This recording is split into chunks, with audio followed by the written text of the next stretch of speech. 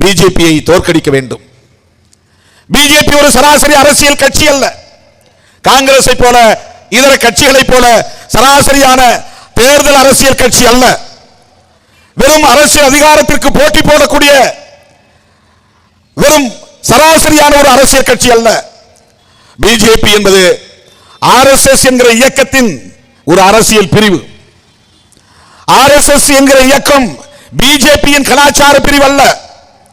RSS என்கிற இயக்கத்தின் அரசியல் பிரிவு பிஜேபி. பிஜேபிக்கு முன்பு பிறந்தது ஆர்எஸ்எஸ். ஆர்எஸ்எஸ் அரசியல் குழந்தை பிஜேபி. பிஜேபியின் குழந்தை அல்ல ஆர்எஸ்எஸ்.